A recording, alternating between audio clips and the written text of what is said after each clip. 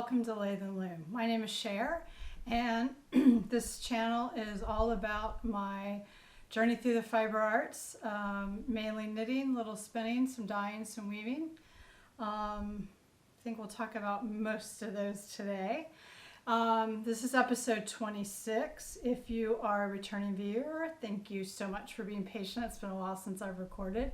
And if you're a new subscriber or new viewer, you're very welcome, and I appreciate you so much for stopping by.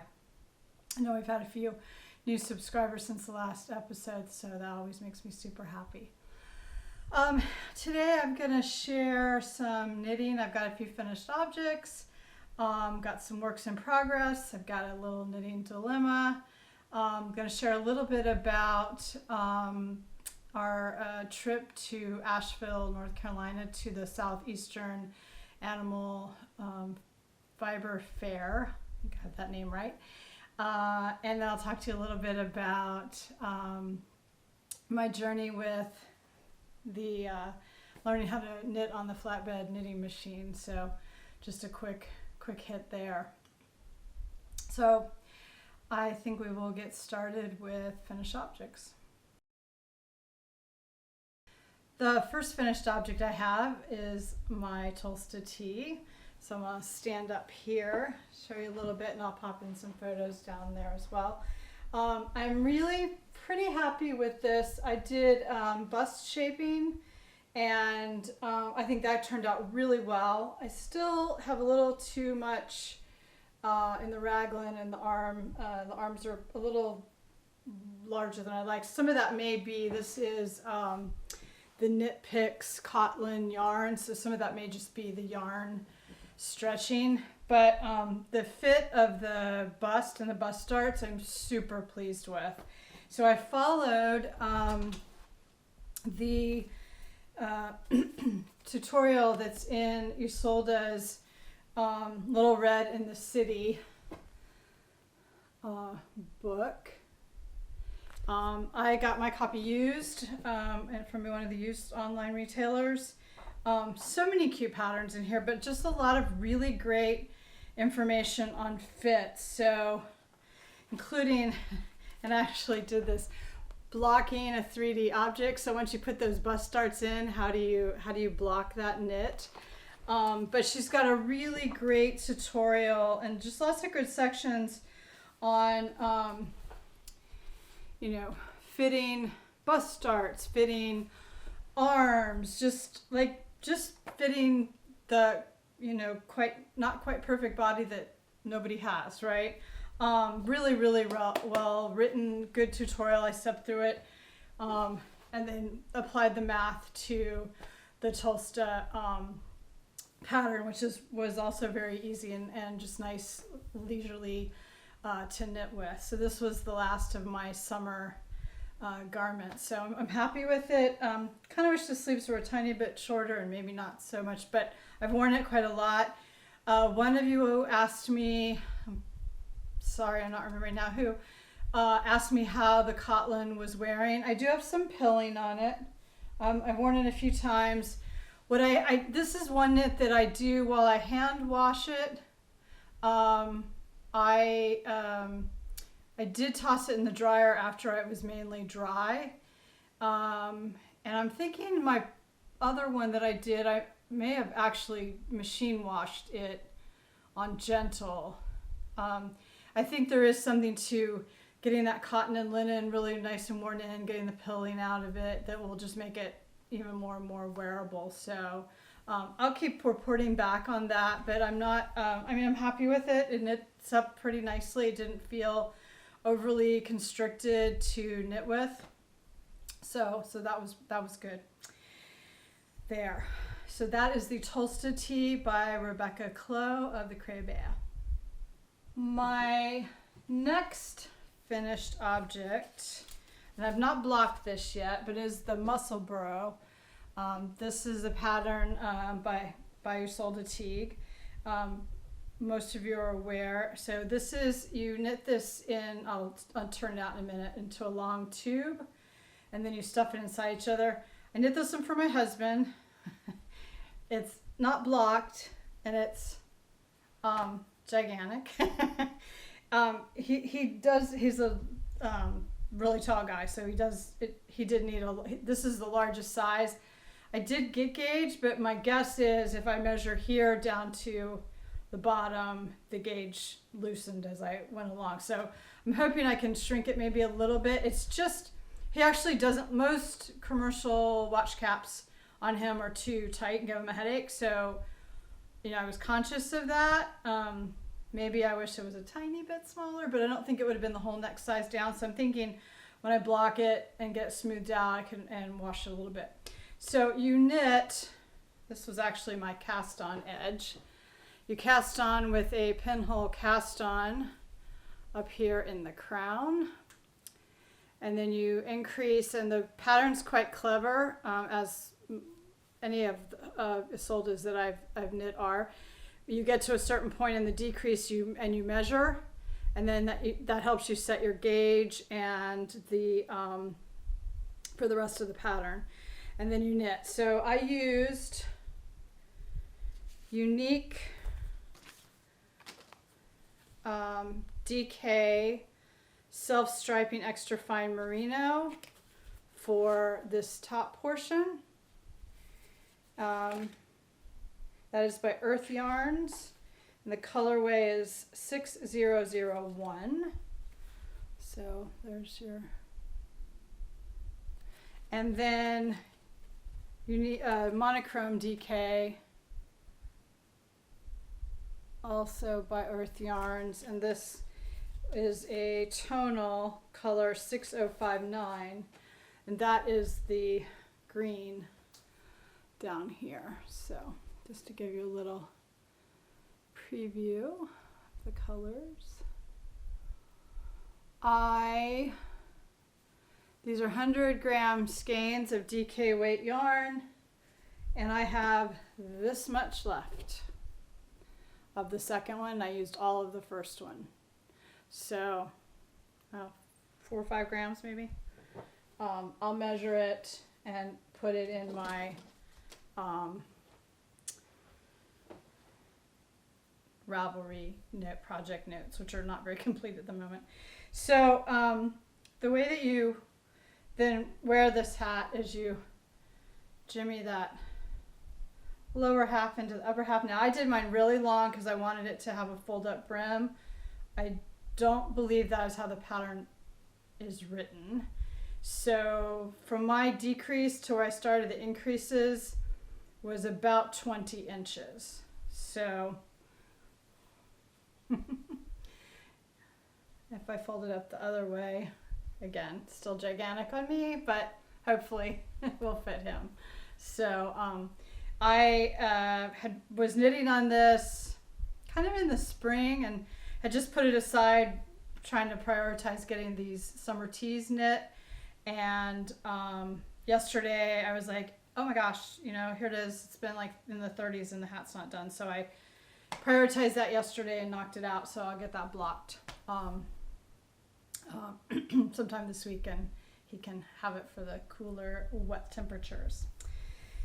The next object I have is a half-finished object, if you will, and that is I'm knitting the cabin slippers, which is one of the patterns in Isolde's Knitworthy 7 collection that has been releasing. I think it releases every 2 or 3 weeks.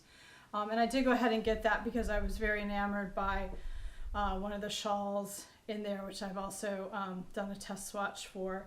But these came out. This is also not blocked.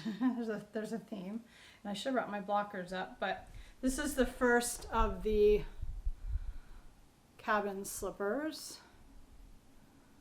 and I will just say this is like a puzzle to knit, and it was so much fun. You cast on the cuff. This is brioche cuff.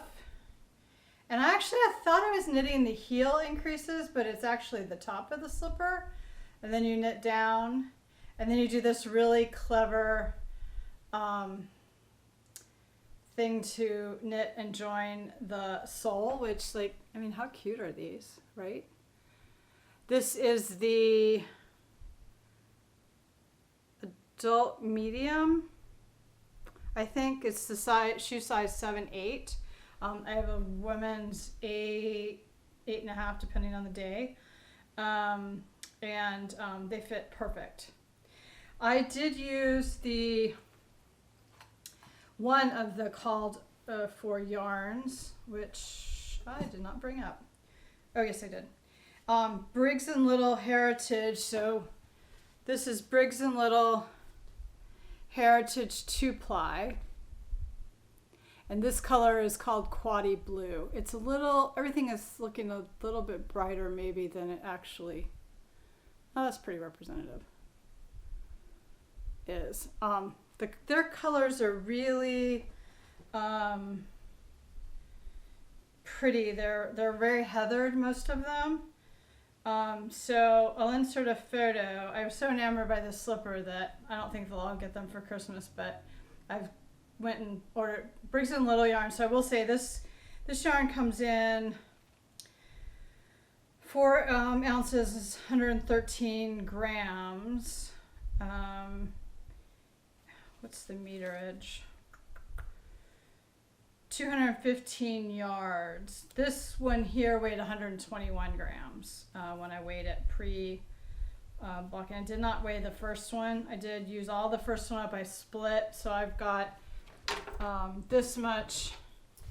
So this was half of it, and I've got this much of the, so you see I've knit the foot of the second one. I'm kind of doing them in tandem, I think, if you will. I got that much left of the first ball. So you definitely need more than one skein for maybe everything but the smallest sizes. You can look at that in the pattern, but it's just really nice to knit. That brioche cuff you can just knit away. Now I did do there's a folded cuff that I did here, and then there you can do it straight, just without folding too. And that's I just wanted it to be cushier. This yarn was recommended to me by a good friend, and it's extremely affordable. I think the skeins are like $7.40 or $7.60 US, and it's quite woolly. If you're really sensitive,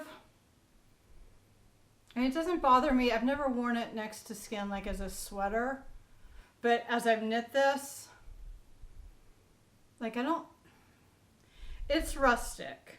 I mean, it's rustic, but I don't think I would say it's outerwear only. I did do my that cardigan last year in it, and I do find that one a little prickly on occasion. So I'll let you know how this goes. That was undyed, so maybe the dyeing changes it just a little bit. But I love it for the slippers. I think it's the perfect. It should be really hard wearing. So I will talk to you more about that. I'm going to do a couple previews of some of the things I got at the Southeastern Animal Fiber Fair. I believe it is. I do have to keep checking. I've been calling it the Animal and Fiber Festival or something, which is not correct. But anyway, one of the vendors that was there, I bought this really cute project bag, and it's really well made. I like my project bags to have like light quilting. It's quite clever. It has this separator here in it, so for the 2 at a time, or 1 at a time, or put your project and carry your wallet or whatever. It's really nice. And then it has an outside pocket as well. Everything's lined. Zippers are really nice. I'm not really a huge zipper project bag fan, but this, I really like this one. And the maker is Allegheny Fiber Arts out of Bradford, Pennsylvania. She was super nice. That's not readable. I will put it on the screen too. And I bought a couple more that are gifts for Christmas. But I mean, look at this sheep. How cute are they? I love me some sheep project bag. So I will definitely. This is. I have a few favorite project bag makers, but I'm definitely adding her in. She has some really cute different things. We found some gift ones for first another knitter in my life that I think will be really well received for their personality. So different kinds of things. And the large project bag has in that divider is another Notions cut type pouch, which I thought was extremely clever because you can never have too many places for Notions. One of the other vendors that was at the Fiber Festival was Brick House Fiber Arts.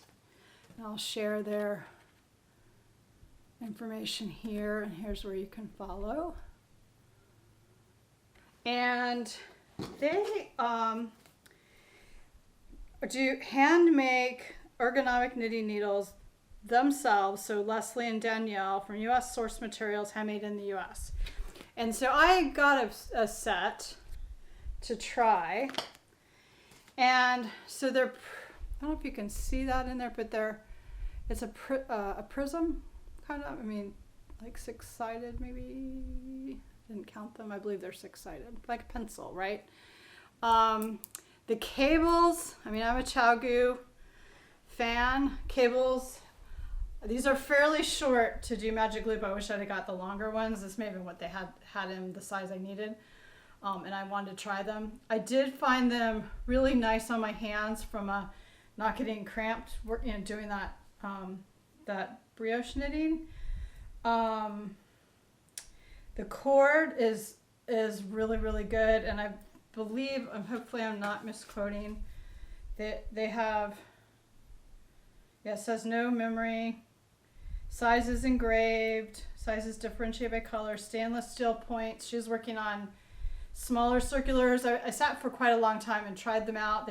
She does DPNs as well, or they do DPNs as well. Anyway, I thought they were really nice. They're a little bit more expensive than the ChowGoo, but I mean, I'll definitely buy a few more sets. I don't know that it will replace, because I like an interchangeable set, but I think for having to be able to change out for your hands, they were really, really nice. So just wanted to share that with you. And this was the US size 6 on a 24-inch cord. But what I was going to say about the cord is that it was, even though that was a little short and fiddly for manipulating in that slipper, no kinking on the cord, and I was, that short, you're doing a lot of like looping it around and pushing it back. So I thought it held up really, really, really well. So there's that. And then that is all of my finished objects. So I will turn a moment to works in progress, and I really only brought one up.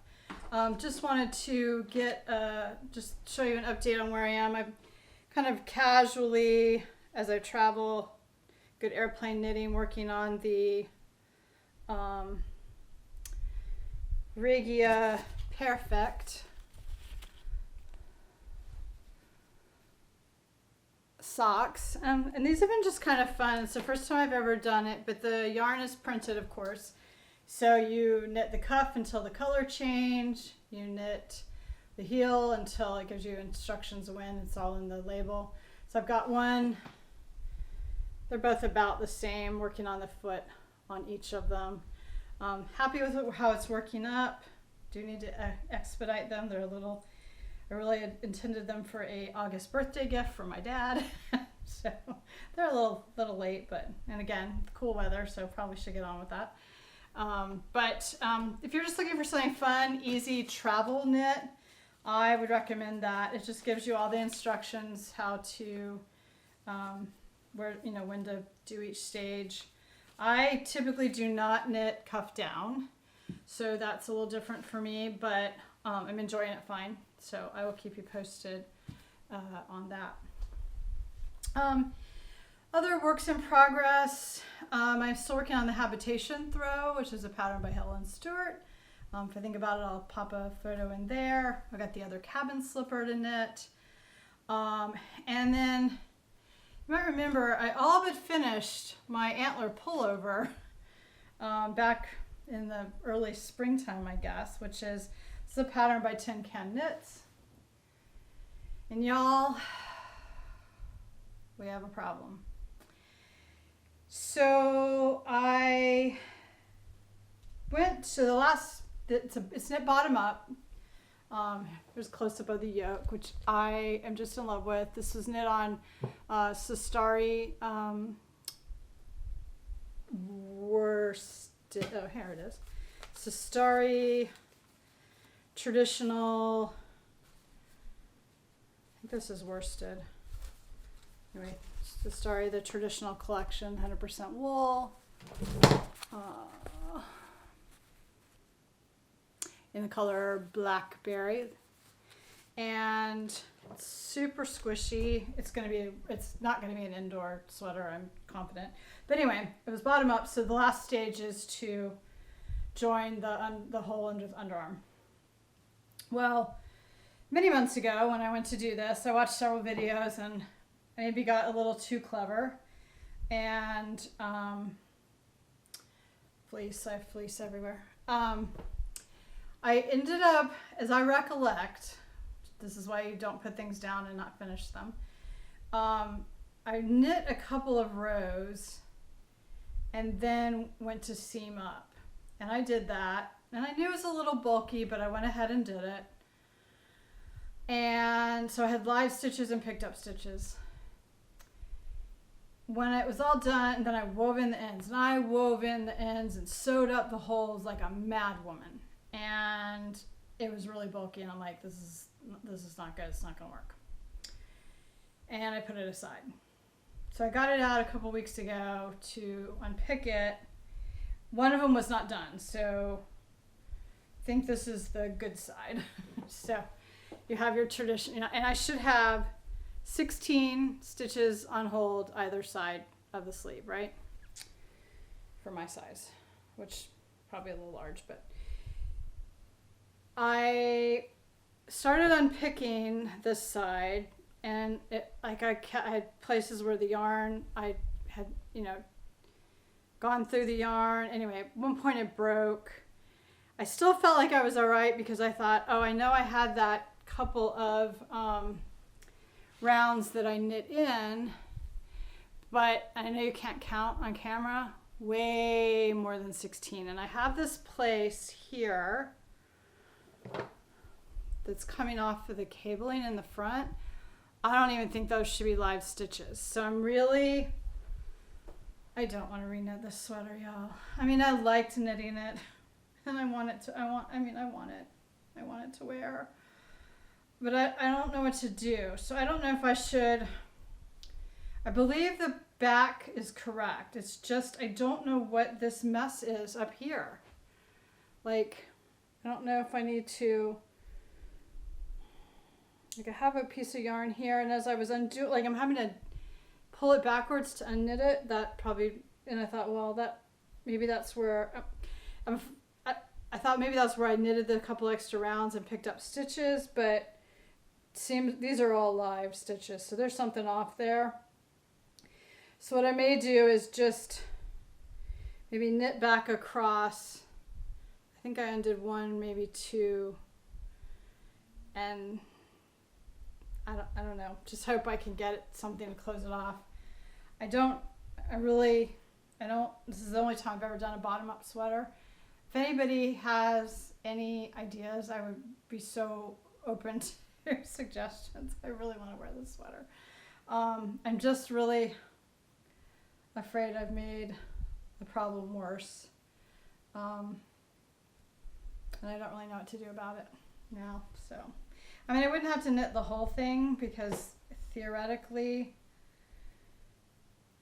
the sleeves are okay and the bottom of the body's okay, but I don't really want to reknit the yoke. I mean, I liked knitting the yoke. It was fine. Anyway, I hope somebody has a thought out there. Anybody help, please. So that's my knitting dilemma.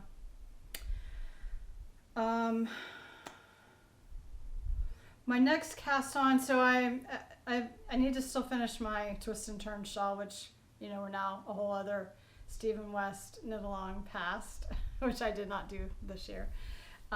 even before all the kind of changes to the pattern. But I do want to finish that as well. That's kind of back burner. I just really want to get. I knit with cotton linen most of the summer. Did some smaller projects. I just want another jumper on the needles. So, and I did not bring my yarn up. I will feature that on the next episode. I am going to cast on that. I'm not sure if it's Islington or Islington, so please excuse my pronunciation if I'm butchering. This is a pattern with, isn't that pretty, this thistle? This is a pattern by Mary Pranika for Blue Sky Fibers, and it's knit with Blue Sky Fibers wool stock tweed, which is lovely. It's on, this is on a 9 and 10, so I'll probably knit it on an 8 and a 9. I am gonna gauge swatch. It's got that pretty chart work. I bought it, the colors exactly as this is done. It ought to knit up pretty fast. Gauge is 15 stitches and 21 rows for 4 inches. So I think that ought to be kind of a nice, relatively quick, maybe before Christmas, completed knit. I want to, when I do the gauge swatch, I do want to also practice, because you got some long floats in there. I don't think it's intarsia. I could be wrong. I haven't read all the way through. But I want to try the jacquard ladder back technique for floats. So I want to do a little playing around with that. I'm going to do it in another yarn. So anyway, so that'll be one of the first things that I cast on. Have a ton of things in my queue. The Boulevardier by Tia Coleman, besides being an excellent cocktail, pattern has also caught my eye. Let's see, it's a textured, I believe it's a pieced pullover. I've never done a pieced pullover, so I think that texture just calls to me. I believe this is also DK weight yarn. I have this lovely. This is the same Sistari traditional that I knit the antler jumper over, and I have several large cones of it, so I think that would just be nice and cream, or the natural color. So that's on my list for the winter. The Easy V by Caitlin Hunter. And I have all of these yarns. These are all things I've got like packaged up and ready to go in my project bags. Yarns ready. Some of this I'm going to use my hand spun in, so I'm really excited about that. So those are just a few things. I would love to know what you have on your winter or summer, depending on what hemisphere you're in, knitting plans. I also have the Richmond Hill pullover that I had from last year as well, and I do need to. That will probably be one that I think of probably later in this, towards spring, since it would be, well, actually it'd be a good summer. I mean, it'd be a good winter indoor one as well. It's got those pretty color work sleeves on it. That's a Blue Sky fiber pattern as well. So anyway, lots to pick from, lots of new patterns calling my name, as they always do. Anyway, so we'll see how that goes. I've not been particularly, I plan and then I change my mind. So what can you do, right? Other things I have in progress, I'm still working on my fleece. I did bring up, so this is the one I bought at the Maryland Sheep and Wool. This is a luster cross. This is some of its pretty locks that have been flicked. I'm putting them on the drum carder. This has been one pass through the drum carder. And I'm trying to just sort of get back. I just have not really been, I was working on it madly, and then I kind of set it aside. And now I'm trying to sort of production to it. I think, you know, get all the fleece processed, get all of it spun, you know, what I'm wanting to do with it now is kind of process and spin along. So I'm trying to just do, I'm taking what I'm putting on the carder, stripping it down, building my little nests, and trying to do, you know, 1 or 2 little nests a day, just consistently. The yarn's coming out really, really, really beautifully. I don't think I want to start a project until I get it all spun, only because I'm afraid the sizing on it might change, so I'm not really sure yet, but definitely, I originally thought I would do as a half shawl. This needs to be a sweater. It's absolutely the most beautiful, luscious, soft, drapey, squishy, beautiful shine. I'm like, that has to be one of my big, I did everything all the way from sheep to sweater projects. So more to come on that as we get through the process. I will pop a little video in here where I just have got a few snaps of processing and spinning. So I'll play that for you here.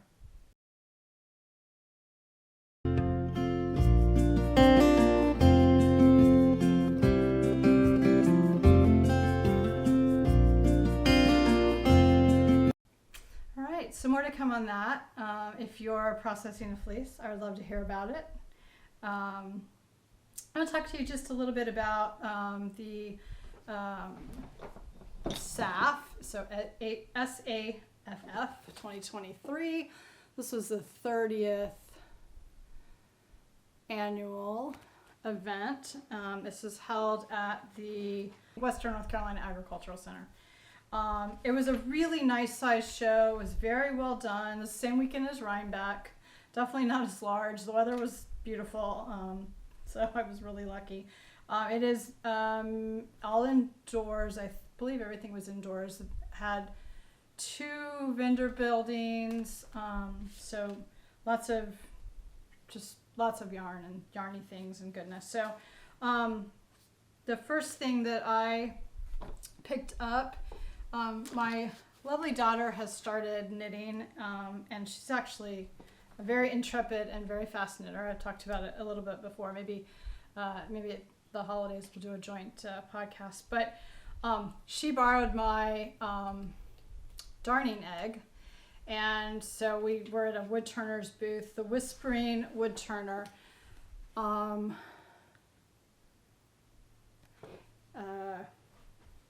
Steve and Jeanette, and they had just all beautiful things. So they had darning eggs, they had gorgeous yarn bowls. I think they had nostopin, lots of all things fibery, but then also some decorative stuff too. It was just absolutely beautiful. So www.whisperingwoodturner.com is the website. So pop that here. And encourage you to take a look. But anyway, I was super happy. This one actually, I will get the other one back probably eventually, but this one just fit my hand like just perfect. I had to have it. So also in the wood turning realm, I picked up another Turkish spindle from Snyder Spindles, who was one of my favorite spindle makers. They're just lovely husband and wife, and I picked up a second one. I haven't tried this one yet, but this is the Scottish, I think it's Jelgan. I apologize, I should have double checked that. So I haven't learned how to use that one yet, but I think that it caught my attention, so I thought, why not? Leading Men Fiber Arts was there. I'd never seen their yarn, and it's lovely. I ended up picking up, we picked up a gift for our daughter actually, and so here's their information. You've probably heard of them. If that's clear or not. But I picked up 2. She was doing a cowl looking for a gradient, so we picked up 2 mini skein gradients. They're a little more, there's a little more variation that is coming through, but this is like a gray variant. I picked up a couple of black, And then this lovely, she's really a green fan, this lovely green variant. Again, I think the colors are a little more subtle. Like there's definite green gradient going on there. They're really pretty. They're lovely to talk with them. I don't know why it did not occur to me to ask for a photo. So I could have had proof of meeting them, but I didn't. But really, really nice. And the yarns were stunning, as you would expect.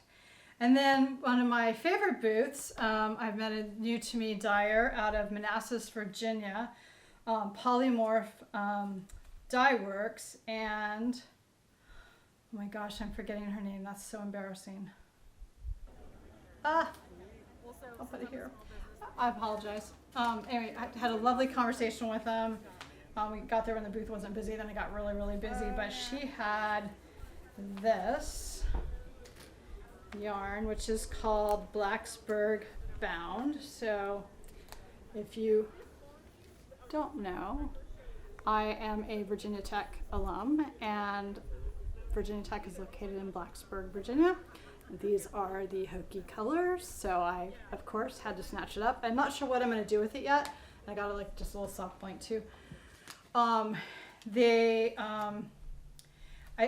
think I want to use it in color work in a yoke, and I don't know if I want to do it with like a natural sort of fawn, like a fawn Shetland or something as contrasty as this would be, or something else. I really would appreciate any insights that you all might have. I think maybe like a leaf pattern would be really pretty.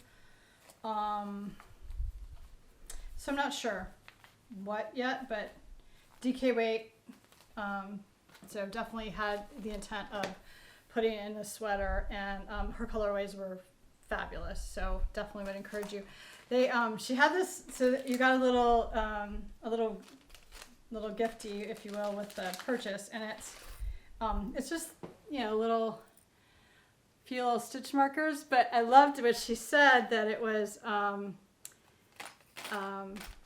her way of passing on good karma. And some of you might remember on my Instagram a while back, we got some new living room chairs, and when I moved my chair, I recovered 7 stitch markers, which is hilarious because all knitters, it's just, I'm sure you all like me, like they're a constant, like the lost sock and you're always missing a stitch marker. So this is kind of like pay it forward, and so I thought that was just super clever, and really appreciated it. So anyway, lovely little small fiber festival. Not probably the easiest to get to, but it was definitely well worth it. I will definitely do it again. We had a lovely time weekend. Weather was lovely. So definitely we'll try that. I just missed seeing Zoe of Felicity Yarn Studio. She went the day ahead of me.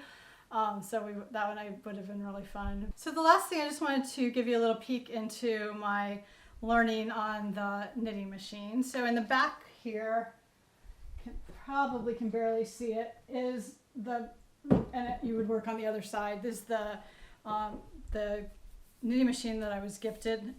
It is a Studio model 320 SK321. So it is a standard gauge knitting machine, and the knitting on the circular sock machine actually gave me it works very similarly. So that was different. So I did a refurbishment, cleaned everything, replaced the sponge bar, took all the needles out, put them back in. It's all in really good working order. I totally soaked and took apart the carriage, so it's all refurbished. I have not done that for the ribber yet, so I'm limited on flat knitting, but I have figured out how to use the punch card attachment that makes the different patterns. This is from its manual. It's falling apart, and I need to find another one. So all different things you can do with it. And now I've just been sort of working through trying to understand gauge. So I had some, just waste yarn. I've been using acrylic yarn, knitting up different swatches. I really want to use that Sistari yarn, and the problem is that that thicker DK yarn, it's really not made for this gauge of machine.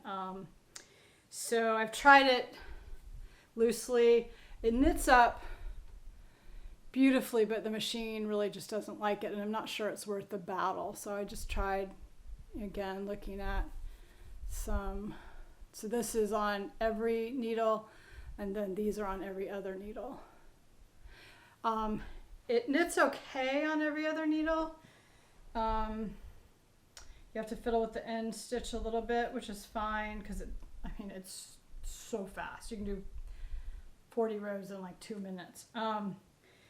But I would have to have something that I only needed 50 stitches because it's 100 stitches on the bed. I think it's 200. I need to look at that. But anyway, I was trying to get Gage to do a Weekender by Andrew Maury because I thought that was really straightforward. Split hem, knit up. I could seam the sides. Arms are pretty straight, and the collar, you just finish off the collar. So that was my initial plan. I haven't found the right gauge, but I've continued to. This is some cashmere or merino nylon in various. This is not showing up well at all, I don't think. Again, various gauges. And then I've also tried some of my Holtzgarn, held single, held double. It's just super fine gauge. Here's a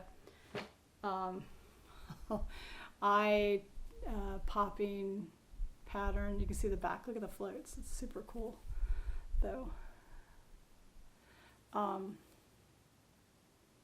Just practicing, just playing with it. It's knits up beautifully. Anyway, so I'm just trying, and I also tried some, I don't know where that stood. I have a sample of some Wool of the Andes. This did a little better. I'm wondering if the Sistari might just be too kind of rustic still. It's hanging up a little bit.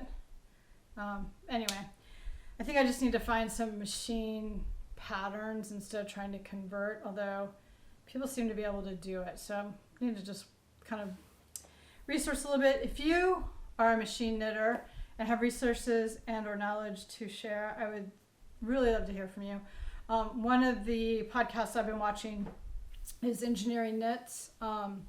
She's done some beautiful vintage pieces. That would be a whole other trial because that definitely sizing would be a problem for me. But I mean, I know they can be converted, right? So I think I just got to find the right pattern with the right gauge, or I just need to say, okay, I'm going to just adjust the gauge. So I know Andrew Maury, I also looked at the Weekender Light, which is knit in fingering. Even at my loosest stitch, I'm not quite there. So I could maybe kind of re-engineer that version.